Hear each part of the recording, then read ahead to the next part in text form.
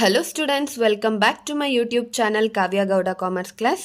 ಈ ವಿಡಿಯೋ ಅಲ್ಲಿ weighted average cost of ಕ್ಯಾಪಿಟಲ್ನ ಹೇಗೆ ಕ್ಯಾಲ್ಕುಲೇಟ್ ಮಾಡೋದು ಅಂತ ತುಂಬ ಸಿಂಪಲ್ ಆಗಿ ಹೇಳ್ಕೊಡ್ತೀನಿ. ನಾನು ಆಲ್ರೆಡಿ ಪ್ರೀವಿಯಸ್ ವಿಡಿಯೋಸಲ್ಲಿ ಇಂಡಿವಿಜುವಲ್ ಕಾಸ್ಟ್ ಅಂದರೆ KD, KE, KP ಅಂದರೆ ಕಾಸ್ಟ್ ಆಫ್ ಈಕ್ವಿಟಿ, ಡಿಬೆಂಚರ್ಸ್, ಪ್ರಿಫರೆನ್ಸ್ನ ಹೇಗೆ ಕ್ಯಾಲ್ಕುಲೇಟ್ ಮಾಡೋದು ಅಂತ ಹೇಳ್ಕೊಟ್ಟಿದ್ದೆ. ಇದು weighted average cost of capital. ಇದು 12 ಮಾರ್ಕ್ಸ್ ಕ್ವಶನ್ ಆಗಿರುತ್ತೆ. ಮೊದಲಿಗೆ ಕ್ವಶನ್ ನೋಡೋಣ. A firm has the following capital structure and after tax cost of different sources of funds. Sources of funds ಯಾವುದಂದ್ರೆ debentures, preference share, equity shares, retained earnings ಕೊಟ್ಟಿದ್ದಾರೆ. ನೀವು question ಅಲ್ಲಿ main ಆಗಿ ಏನು observe ಮಾಡಬೇಕಂದ್ರೆ ಇದು ಕಾಸ್ಟ್ ಏನು ಕೊಟ್ಟಿರ್ತಾರೆ, ಇದು ಆಫ್ಟರ್ ಟ್ಯಾಕ್ಸ್ ಇದೆಯಾ ಅಥವಾ ಬಿಫೋರ್ ಟ್ಯಾಕ್ಸ್ ಇದೆಯಾ ಅಂತ ನಾವು ನೋಡ್ಕೋಬೇಕಾಗುತ್ತೆ. ಈ ಕ್ವಶನ್ ಅಲ್ಲಿ ಡೈರೆಕ್ಟ್ ಆಗಿ ಕೊಟ್ಟಿದ್ದಾರೆ ಆಫ್ಟರ್ ಟ್ಯಾಕ್ಸ್ ಕಾಸ್ಟ್ ಅಂತ. ಸೊ ನಾವು ಮತ್ತೆ ಏನು ಕ್ಯಾಲ್ಕುಲೇಟ್ ಮಾಡೋದು ಬೇಕಾಗಿರೋದಿಲ್ಲ. ಆದರೆ ಸಮ್ಟೈಮ್ಸ್ ಅವರು ಕಾಸ್ಟ್ನ ಕೊಟ್ಟಿರಲ್ಲ. ಬಿಫೋರ್ ಟ್ಯಾಕ್ಸ್ ಏನಾದರೂ ಇದ್ದಾಗ ನಾವು ಅದನ್ನು ಆಫ್ಟರ್ ಟ್ಯಾಕ್ಸ್ಗೆ ಕನ್ವರ್ಟ್ ಮಾಡ್ಕೊಳ್ಳೇಬೇಕಾಗುತ್ತೆ. ಆವಾಗ ಬೇಕಂದ್ರೆ ಟ್ಯಾಕ್ಸ್ ಬಗ್ಗೆ ಇನ್ಫಾರ್ಮೇಶನ್ ಕೊಟ್ಟಿರ್ತಾರೆ. ಈ ಕ್ವಶನ್ ಅಲ್ಲಿ ಆಲ್ರೆಡಿ ಆಫ್ಟರ್ ಟ್ಯಾಕ್ಸ್ ಕೊಟ್ಬಿಟ್ಟಿದ್ದಾರೆ. ಸೊ ನಾವು ಡೈರೆಕ್ಟ್ ಆಗಿ ವೆಯ್ಟೆಡ್ ಆವರೇಜ್ ಕ್ಯಾಪಿಟಲ್ನ ನಾವು ಕ್ಯಾಲ್ಕುಲೇಟ್ ಮಾಡ್ಬೋದು. ಹೇಗೆ ಈ ಕ್ವಶನ್ ಸಾಲ್ವ್ ಮಾಡಬೇಕು ಅಂದರೆ ನೋಡಿ, ಈ ಫಾರ್ಮ್ಯಾಟ್ನ ಯೂಸ್ ಮಾಡಬೇಕಾಗುತ್ತೆ. ಮೊದಲಿಗೆ computation of weighted average cost of capital ಅಂತ ಬರ್ಕೊಳ್ಳಿ. ಆಮೇಲೆ ಕ್ವಶನಲ್ಲೇ ಕೊಟ್ಟಂಗೆ ಸೋರ್ಸಸ್ ಆಫ್ ಫಂಡ್ ಯಾವ್ದ್ಯಾವ್ದಿದೆ ಅಂತ ಬರ್ಕೋಬೇಕಾಗುತ್ತೆ. ಮತ್ತು ಅಮೌಂಟ್ಸ್ನ ಬರ್ಕೊಳ್ಳಿ. ಕ್ವಶನಲ್ಲಿ ಕೊಟ್ಟಂಗೆ debentures 15 lakh, preference share 12 lakh, equity share 18 lakh, retain earning 15 lakh ತಗೊಂಡಿದ್ದೀನಿ. ಟೋಟಲ್ ಆಗಿ ಆ್ಯಡ್ ಮಾಡಿದಾಗ ನಮಗೆ 60 lakh ಸಿಗುತ್ತೆ. ಸೊ ಸೋರ್ಸಸ್ ಆಫ್ ಫಂಡ್ ಮತ್ತು ಅಮೌಂಟು ಆಲ್ರೆಡಿ ಕ್ವಶನಲ್ಲೇ ಕೊಟ್ಟಿರ್ತಾರೆ. ನಾವು ವೆಯ್ಟ್ಸ್ನ ಕ್ಯಾಲ್ಕುಲೇಟ್ ಮಾಡ್ಕೋಬೇಕಾಗುತ್ತೆ.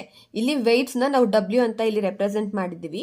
ವೆಯ್ಟ್ಸ್ನ ಹೇಗೆ ಕ್ಯಾಲ್ಕುಲೇಟ್ ಮಾಡಬೇಕು ಅಂದರೆ, ಈಗ ಡಿಬೆಂಚರ್ಸ್ಗೆ 15 lakh ಇದೆ ಅಲ್ಲ, 15 lakhs ಡಿವೈಡೆಡ್ ಬೈ 60 lakhs ಮಾಡಿದಾಗ ನಮಗೆ 0.25 ಸಿಗುತ್ತೆ. ನೋಡಿ, ಈ ಥರ ಮಾಡ್ಕೋಬೇಕಾಗುತ್ತೆ. 15 lakh ಡಿವೈಡೆಡ್ ಬೈ 60,000 ಮಾಡಿದಾಗ ನಮಗೆ 0.25 ಇದೇ ವೆಯ್ಟ್ಸ್ ಅಂತ ನಾವು ಬರ್ಕೋಬೇಕಾಗುತ್ತೆ. ಪ್ರಿಫರೆನ್ಸ್ ಶೇರ್ಗೆ ಕೂಡ 12 lakh ಡಿವೈಡೆಡ್ ಬೈ 60 lakh ಮಾಡಿದ್ರೆ 0.20 ಸಿಗುತ್ತೆ. 18 lakh ಡಿವೈಡೆಡ್ ಬೈ 60 lakh ಮಾಡಿದಾಗ 0.3 ಸಿಗುತ್ತೆ. 15 lakh ಡಿವೈಡೆಡ್ ಬೈ 60 lakh ಮಾಡಿದಾಗ 0.25 ಸಿಗುತ್ತೆ. ಸೊ ನಾವು ಇಲ್ಲಿ ವೆಯ್ಟ್ಸ್ ಇದೆಲ್ಲ ಆ್ಯಡ್ ಮಾಡಿದಾಗ ನಮಗೆ ಟೋಟಲ್ 1 ಸಿಕ್ಕಿದ್ರೆ ನಾವೇನು ವೆಯ್ಟ್ಸ್ ಕ್ಯಾಲ್ಕುಲೇಟ್ ಮಾಡಿದ್ದೀವಿ ಇದು ಕರೆಕ್ಟ್ ಅಂತ ನಮಗೆ ಗೊತ್ತಾಗುತ್ತೆ ಈಸಿಯಾಗಿ. So sources of fund already ಕ್ವಶನಲ್ಲೇ ಕೊಟ್ಟಿರ್ತಾರೆ, ಅಮೌಂಟ್ ಕೂಡ ಕೊಟ್ಟಿರ್ತಾರೆ. ವೆಯ್ಟ್ಸ್ನ ನಾವು ಫೈಂಡ್ ಔಟ್ ಮಾಡಿರ್ತೀವಿ. ಈ ಕಾಸ್ಟ್ನ ಅಂದರೆ ಆಫ್ಟರ್ ಟ್ಯಾಕ್ಸ್ ಕಾಸ್ಟ್ನ ನಾವಿಲ್ಲಿ ಬರ್ಕೋಬೇಕಾಗುತ್ತೆ. ಅವ್ರೇನಾದರೂ ಕೊಟ್ಟಿಲ್ಲ ಅಂದರೆ ನಾವು ಇಂಡಿವಿಜುವಲ್ ಆಗಿ ಕ್ಯಾಲ್ಕುಲೇಟ್ ಮಾಡ್ಕೋಬೇಕಾಗತ್ತೆ. ಈ ಕ್ವಶನಲ್ಲಿ ಆಲ್ರೆಡಿ ಕೊಟ್ಬಿಟ್ಟಿದ್ದಾರೆ. ಸೊ ನಾವು ಡೈರೆಕ್ಟ್ ಡಿಬೆಂಚರ್ಗೆ 5% ಬರ್ದಿದ್ದೀವಿ, ಪ್ರಿಫರೆನ್ಸ್ ಶೇರ್ಗೆ 10%, ಈಕ್ವಿಟಿ ಶೇರ್ಗೆ 12% ಮತ್ತು ರಿಟೈನ್ಡ್ ಅರ್ನಿಂಗ್ಸ್ಗೆ 11% ಬರ್ದಿದ್ದೀವಿ. ಸೊ XW ಅಂದರೆ ಇದು ವೆಯ್ಟೆಡ್ ಕಾಸ್ಟ್ ಅಂತ ಹೇಳ್ತೀವಿ.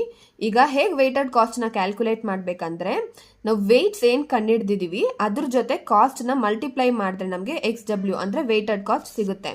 ಈಗ ನಾವು ಆಲ್ರೆಡಿ ಡಿಬೆಂಚರ್ಸ್ದು ಅಮೌಂಟಿಂದ ನಾವು ವೆಯ್ಟ್ಸ್ನ ಫೈಂಡ್ ಔಟ್ ಮಾಡಿದ್ವಿ. 0.25 ಸಿಕ್ಕಿತ್ತು ವೆಯ್ಟ್ಸ್. ಅದರಿಂದ ನಾವು 5%ನ ಮಲ್ಟಿಪ್ಲೈ ಮಾಡಬೇಕಾಗುತ್ತೆ. 0.25 ಇಂಟು 5% ಮಾಡಿದ್ರೆ ನಮಗೆ 1.25 ಸಿಗುತ್ತೆ. ನೆಕ್ಸ್ಟ್ ಪ್ರಿಫರೆನ್ಸ್ ಶೇರ್ಗೆ ವೆಯ್ಟ್ಸ್ ಆಲ್ರೆಡಿ ಫೈಂಡ್ ಔಟ್ ಮಾಡಿದ್ವಿ. 0.20 ಇಂಟು 10 ಮಾಡಿದಾಗ ನಮಗೆ 2 ಸಿಗುತ್ತೆ. ಇದು ವೆಯ್ಟೆಡ್ ಕಾಸ್ಟ್ ಆಗಿರುತ್ತೆ. ಈಕ್ವಿಟಿ ಶೇರ್ಗೆ ಕೂಡ 0.3 ಇಂಟು 12 ಮಾಡಿದಾಗ 3.6 ಸಿಗುತ್ತೆ. ರಿಟೈನ್ ಅರ್ನಿಂಗ್ಸ್ಗೆ 0.25 ಇಂಟು 11 ಮಾಡಿದಾಗ ನಮಗೆ 2.75 ವೆಯ್ಟೆಡ್ ಕಾಸ್ಟ್ ಸಿಗುತ್ತೆ ನಮಗೆ ಇಲ್ಲಿ. ಈಗ ನಾವೇನು ಮಾಡಬೇಕಾಗುತ್ತಂದ್ರೆ, ಏನು already weighted cost find out ಮಾಡಿದ್ವಿ, debenture, preference share, equity share, retained earnings, ಇದನ್ನೆಲ್ಲ ಆ್ಯಡ್ ಮಾಡ್ಕೋಬೇಕಾಗುತ್ತೆ. 1.25 ಪ್ಲಸ್ 2 ಪ್ಲಸ್ 3.6 2.75 ನಾವು ಆ್ಯಡ್ ಮಾಡಿದಾಗ weighted average cost of capital ಎಷ್ಟು ಸಿಗುತ್ತೆ ಅಂದರೆ 9.65 ಸಿಗುತ್ತೆ ನಮಗೆ ಇಲ್ಲಿ. ಸೊ ಓವರ್ ಆಲ್ ಆನ್ಸರ್ ಎಷ್ಟು ಈ ಕ್ವಶನಲ್ಲಿ? Weighted average cost of capital ನಮಗೆ 9.66 ಸಿಗಿದೆ. ಈ ಕ್ವಶನಲ್ಲಿ ಎಕ್ಸ್ಟ್ರಾ ಏನು ಅಡ್ಜಸ್ಟ್ಮೆಂಟ್ಸ್ ಕೊಟ್ಟಿಲ್ಲ, ತುಂಬ ಸಿಂಪಲ್ ಆಗಿ ಡೈರೆಕ್ಟ್ ಆಗಿ ಕೊಟ್ಟಿದ್ದಾರೆ. ಸೊ ನಾವು ಡೈರೆಕ್ಟ್ ಆಗಿ ಸಾಲ್ವ್ ಮಾಡಿದ್ದೀವಿ.